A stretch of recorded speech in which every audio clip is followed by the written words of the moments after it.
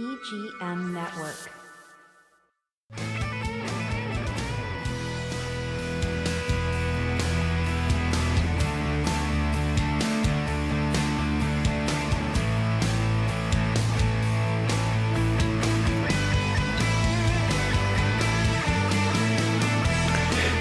Welcome to Classic Car Radio. I'm Keith McDonald here with Mike Carano and Steve Charbonneau. Welcome, guys. Hey, what's going on, fellas? How you been? Okay? Yeah, it's all good. So, you didn't do any car shows this week? You had family? Steve, you were probably working, right? And working on cars, man. That's all I've been doing. I went to Dunkin' Donuts up in Atlantic. How was it? It was not well attended. Really? I think because of Easter. Oh, yeah. Probably. Beautiful day. A perfect day. And they had some pinup girls running around posing in front of cars. They usually do. Easter bunny girls, I guess they call them Easter bunnies. Right. And they had great, the same thing, good music, a lot of people, but there were so many empty spots. I mean, there were some rows that were full. Right. But then when you got out to like the third row, there was a lot of spots left. 100 cars or there was probably like 120. That's not bad. But, no, it's still a good show. It's definitely they'll get spoiled by the 200 up there, right? Right. Yeah, that's but a it was show. worth the drive to get over there and see it. And my dog was good. Of course, everyone talked to my dog, not me. Yeah. Well, the dog's probably got more energy. Charisma. Yeah, that's it. Got more charisma than me. It doesn't talk back. Je ne sais quoi. It's because it doesn't talk back. Right. Oh, it was so funny. Everyone's like, "Oh, can we pet your dog?" I'm like, "Okay, yeah." I stood there for a while they pet him and go to the next one. Nice. Anyway, some nice cars. I posted some. You saw them. I posted some photos pictures, on Facebook, and you shared them on our page, right? Yeah. So that's good. I don't know why I don't do that. I put it on my page. I don't put it on Classic Car Radio. Yeah, page. I don't know. I after working on cars this weekend, I realized that why Pontiacs I really don't like. Oh, jeez, here we go. He's going to complain about 64 starter, the way it's set up. Go ahead. It's horrible. It's the starter on the 64 Pontiac 326 is in the front of the engine. I don't like it. Driver's side. Driver's side. What a pain in the neck. Because once you put headers on, forget it. You got to move stuff out of the way. But what does it turn? There's no flywheel up front. I have no idea because I took it off. I haven't really looked. I haven't taken the inspection plate is like right there. Okay. But it's facing the wrong, to me, it's facing the wrong way. Is it facing the rear? It's facing the rear. Yeah. What does it hook to? Those teeth have to turn something. Well, it's on the other side of the inspection plate, I guess. It's just wow. I'm used to it being on the passenger side in the back. Wow. This one's in the that has to be a carryover side. From the 61, 62 Tempest. It's got to be. I mean, because they had a worm drive, Did you know that? No. The 62 and 63, right? They didn't have a solid axle. It was kind of a weird kind of. I don't know how to describe it, but it wasn't a solid axle. I call it a worm drive, but it was. Well, there was slang for it actually. Okay. I have to look it up, and we should talk about that sometime. There was a very different way to drive a car, to propel a car forward. Right. And yeah. And they didn't bring it up in my cousin Vinny either. Right. Yeah, 64 Pontiac. Right. Yeah. But yeah, it's been tough. It's been tough working on this car, man. I tell you, the control arms, you're not using a book or anything. You're just trying to remember how you took the old ones off and you're putting new tubular ones on. Yeah. And then the coilover shocks went on a different way. Everything's just different. Yeah. Well, you're also doing old school GM too. I mean, remember this. Right. Even the Chevy, the 55 Chevy had different suspension than what you got in the 60s and 70s. And that's another thing. Like the 55 Chevy, I had extra coilover control arms. Right. So I'm figuring my buddy Tom's got that 57 Pontiac. I could just give him the control arms. No. Really? 57 Chevy doesn't have, 57 Pontiac doesn't have control arms. It's got something else, I guess. Oh, wow. Right? Well, I forget what it's called, the suspension that has. That's why he was looking to get a 57 Chevy frame, cut the nose off and put the frame itself. Yeah. Put the two frames on so you could have a better suspension. But yeah, Pontiac, I didn't realize how. I used to know what that suspension was called. I forget what it's called. Too. Yeah, I don't remember what it's called. You remember? Boy, I need to brush up on my Pontiac. The torsion bars. Yeah, and it's just a whole different thing. I figured GM would be GM. It'd be easy to do. Nope. But we're working on it. We're getting there. I think that this week I'll put the disc brakes on it and see what happens. So I'm going to jump ahead a little bit. First of all, there's two things we need to cover. First, Thursday night, tomorrow night, unless you're listening on the radio on Saturday, you will see live at the Loop. You'll see the car show from AACA. They'll have about anywhere from 15 to 20 cars outside the Riverside Theater over here in Vero Beach across the bridge. Admission is free, starts at 5:30. There's music. Usually they have a jazz concert to go with the car showcase. Thursday, yeah, and I think this weekend they're having a Rolling Stones cover band. Wow. It's either Friday or Saturday. I don't remember. Wow. Probably if you go to the Riverside Theater website, it'll tell you. Yeah, well, that's cool. Yeah, it's a Stones cover band. I saw that. So Thursday, Friday, and Saturday, 5:30 p.m. Admission's free. Bring your own chair, or they do have tables. But Thursday night only, you can see a bunch of classic cars over there. Right. So make sure you check that out. And that's live in the Loop. Okay, so that's the first thing live. The other thing is also on Thursday, starting tomorrow, is Barrett-Jackson down in West Palm Beach. Right. And the South Florida Fairgrounds on Southern Boulevard, West Palm Beach. I've been to it, 8 times, 9 times now. But I don't think I'm going this time. I might change my mind and go. But Thursday, tomorrow, live on FYI from noon till 6 p.m. And I'm not sure if they're rebroadcasting tomorrow in the evening. But on Friday, they're going to open it up at 11 o'clock on FYI channel. And that'll go till 6. So that's 7 hours of Barrett-Jackson.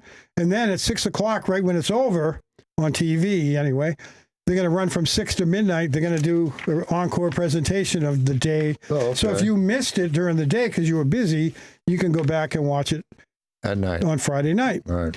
Saturday, same thing, except it's going to be on the History Channel from 11 a.m. to 6 p.m. Another 7 hours on the History Channel, Saturday morning, live, 11 to 6 in the evening. And then the encore presentation, though, will be 6 o'clock till midnight, also on FYI. So it switches over to FYI. Nice. On Saturday night. So you can't miss it. You know, there's a lot you can see. But there you go. Barrett-Jackson is here. If you want to go down there, if you're up here in Vero Beach, it's about an hour and 15-minute drive usually. About that, yeah, maybe a little more. That, yeah. Once you get parked. Another thing I noticed, too, is Meekum gets you for $10 parking. This year, Barrett-Jackson, it's courtesy parking. Oh, that's good. No charge to park. That's good. Which is a great thing. Yeah. It's really nice. So. And you're parking on the cement over there too. Yeah. And there's no grass like in. Well, there are some grass areas. Oh yeah. I thought it was all cement. It's mostly dirt. Gotcha. So you have to trudge through the mud. Pebbles and dirt and whatever. I don't know what the weather's supposed to be, but it's supposed to be good. Yeah, I don't think we're going to hit any rain. I don't think it's going to be nice. And I had a weather report for this weekend, at least for the car shows this weekend. Yeah. That they not this week, but there's so much stuff going up north, like Titusville and Rockledge. Right. Yeah. I didn't print that out only because we only go as far as really Melbourne, you know, and then it gets further when you're starting to get to you mean our broadcast area? Our broadcast area. All right. Now, Sunday, I went to Easter dinner in Jupiter. Right. And I texted you. Yeah. I pulled into a rest stop so I could text you. Right.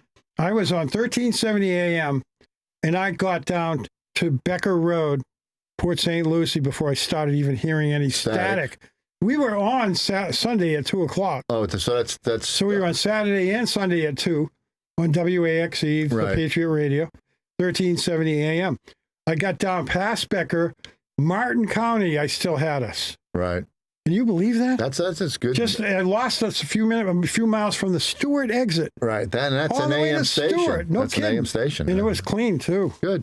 Now FM, I got down to Port St. Lucie, maybe halfway through Port St. Lucie exits. Yeah. Didn't even get to Tradition before the FM cut out. Right. Yeah. That's what happens up in Sebastian too. Just as you get past like Wabasso, I think it starts breaking up, and we're picking up a channel from Melbourne. Yeah. As we get past it. Yeah. Now if you go to AM 1370 though, you could hear it all the way to Malabar, almost Malabar Road. Okay. Which is pretty far up. That's Palm pretty Bay, good. Yeah. You know? So it's good. So 1370 AM, and Kim in the office here, Kim said, listen to AM, see how far you get. And she was right. Yeah. So good. Very good. All right. So I might even drive down to the Loop this Thursday. I might give that a shot. Listen to the jazz band. It's like I said, it's a good time up there. Yeah. Plus the cars. You get to see some. Talk to the dudes. See the boys. Yeah, see the guys. From the AACA. Yeah. So what do we got? We got plenty of time. Yeah. So anyway, I'll be watching a lot of the Barrett-Jackson, of course. And again, I'm on the edge about going down there, but I might. I can't believe that they're only 3 days, though. Yeah. Well, that's what I thought. That's what it usually is. Friday, It Saturday, used to be Sunday. a week. Oh, really? Yeah, but like we talked about last show, Meekum scoops them all up now. Yeah. Now they're doing a summer show up in Kissimmee also, a summer show. So we got another one too, Mike, and you have one too. Are your guys, anybody you know selling anything down there? No. Barrett-Jackson? What about Meekum in July? Meekum in July, I think, yeah, there's two. Actually, there's one guy, I can't remember his name, but he's got this super old Bentley that's like, he said that's worth a lot of money because he had to do some touch-up work on it. And he said, that's going to Barrett. Oh, yeah? And I was like, you don't worry about the no reserve? He says, no. Well, yeah, I think you can put a reserve on it. It's just you have to give them more of a commission, I think. Right, yeah. With Barrett-Jackson, if you put a reserve on it.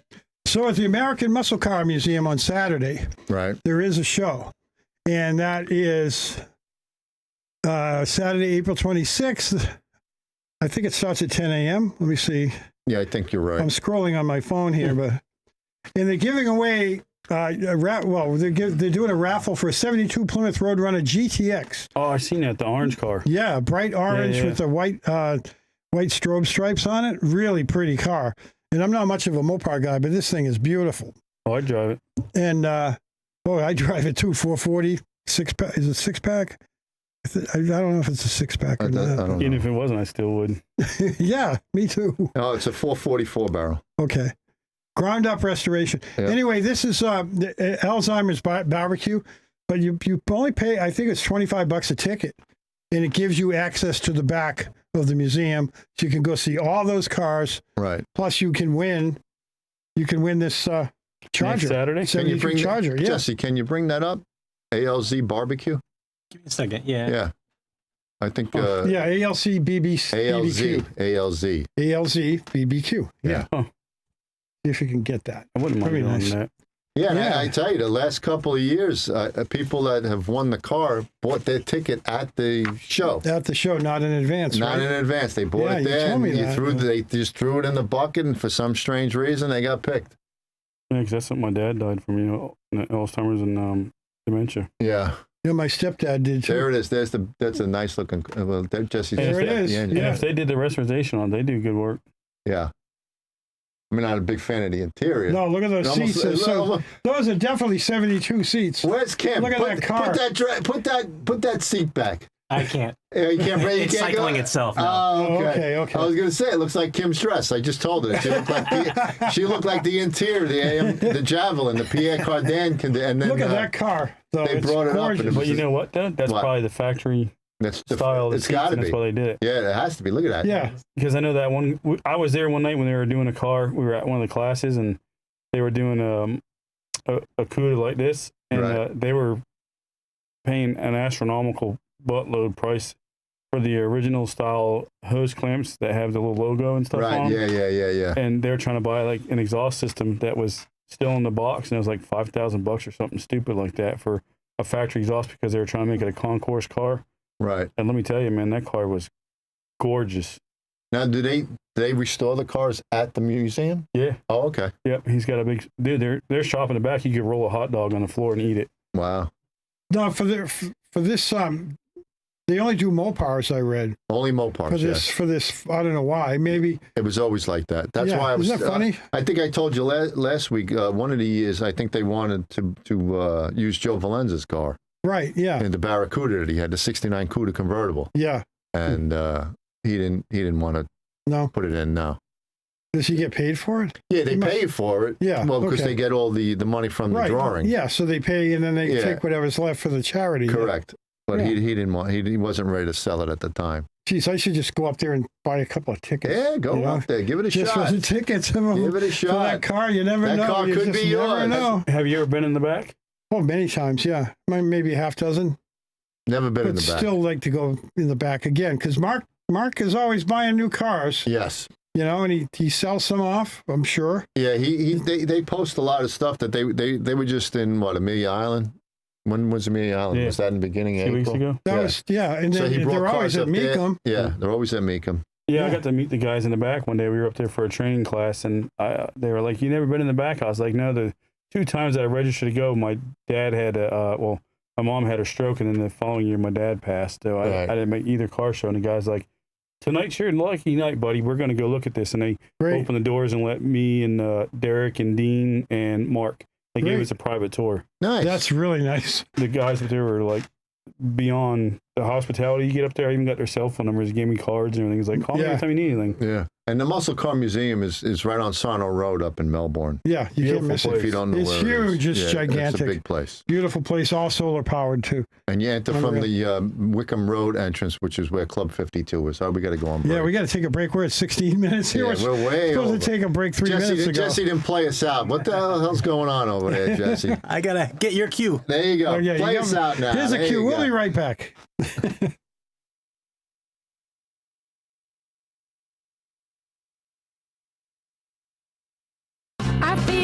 Before she was a legend, she was just a girl with a... Before she was a legend, she was just a girl with a dream. Beautiful.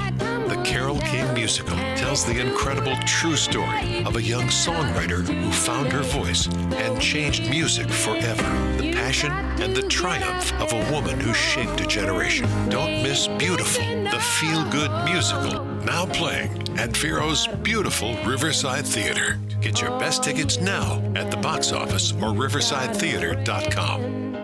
At Sunshine Furniture, our 35,000 square foot showroom is filled with the largest selection of in-stock coastal furniture on the Treasure Coast. Dining and bedroom sets, occasional tables, sofas, sleeper sofas, love seats and chairs, and all the latest styles and colors from Tommy Bahama, Lexington, Hooker, Riverside, Universal Coastal Living, Four Seasons, Braxton Color, and Capri. We're also the outdoor furniture experts and have hundreds of styles of any patio furniture you need, including a gallery of Berlin Gardens and Polywood. We specialize in fire pits, outdoor rugs, umbrellas, and replacement cushions. Right now, we're having a spring sale with lots of great markdowns and discounts on everything you need for your at home, including all pictures, lamps, and accessories half price. Sunshine Furniture, $12.95 US 1 in the Publix Plaza, Vero Beach. Don't forget to visit our outlet store directly across the street, filled with lots of brand name closeouts and sale items. And visit our website at sunshinefurniturecasual.com. When the check engine light comes on, turn to Treasure Coast Auto of Vero Beach. Time for an oil change? Turn to Treasure Coast Auto of Vero Beach. Brake work, alignments, maintenance, and more? Turn to Treasure Coast Auto of Vero Beach. Your certified service center specializing in alignments, repairs, oil changes, radiators, brakes, even auto electric repair. Just east of US 1 at 1212 23rd Street, Vero Beach. Turn to the local mechanics you can trust. Treasure Coast Auto of Vero Beach.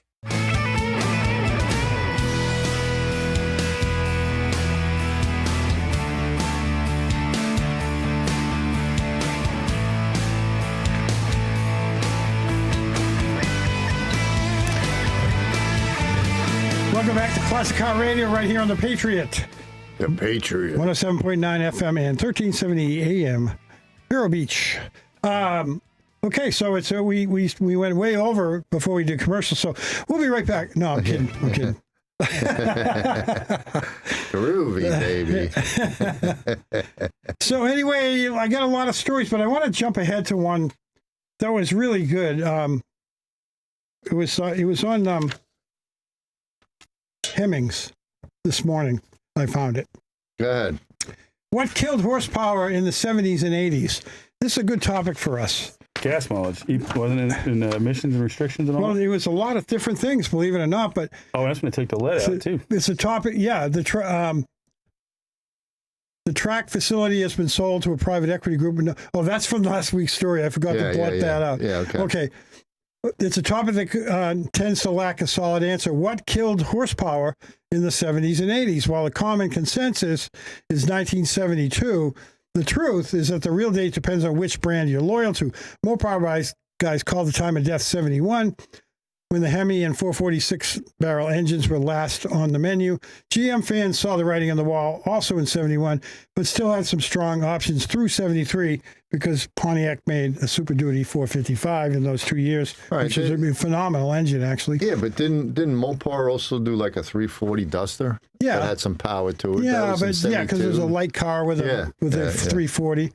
And I would think that the 72 was probably, pretty good car. Even the darts, I think, in the later, I don't know if they had Hemis in them, but I think some of the later darts, 71, 72, they even had, I think they had 340s in them, right? But in 72, the SAE ratings, which is net horsepower, right? Those were changed. They were introduced in unlike the gross horsepower ratings from before, which was the engine in its purest form with no accessories, the SAE ratings added production belt-driven items like alternator, water pump, exhaust, air cleaner, and emission controls, which provided horsepower and torque figures that were more in line with what the consumer was actually getting.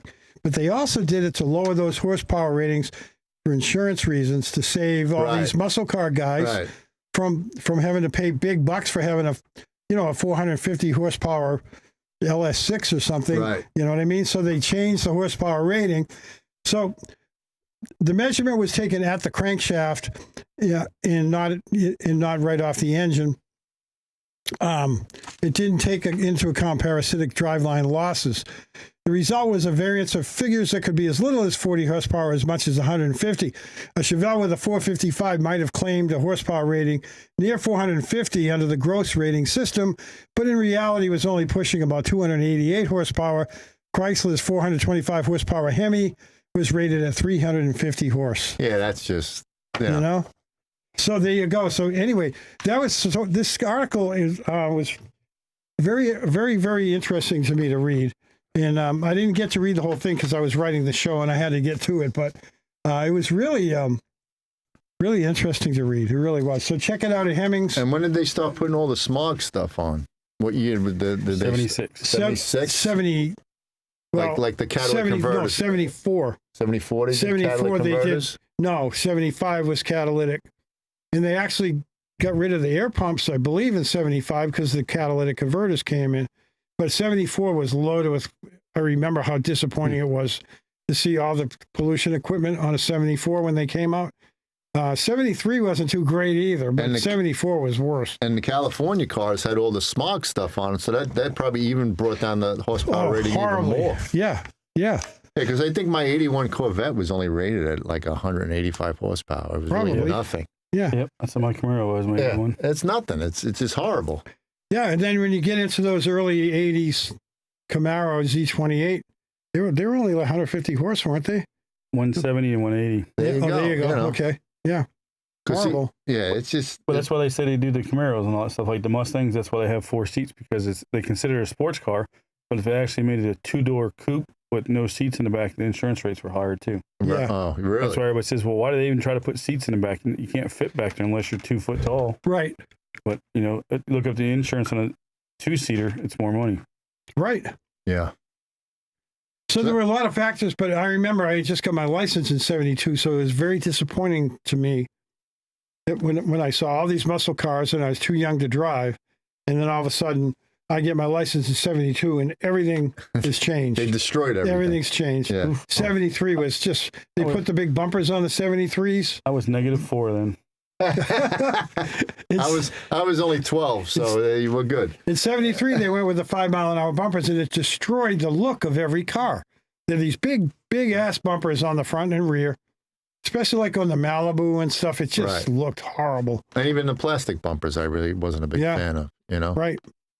But even the GTO had to lose those Endura bumpers and put on a big fat bumper on the front of the Le Mans. Yeah. All right, we got to go. We're already done. Break. We got to do another break.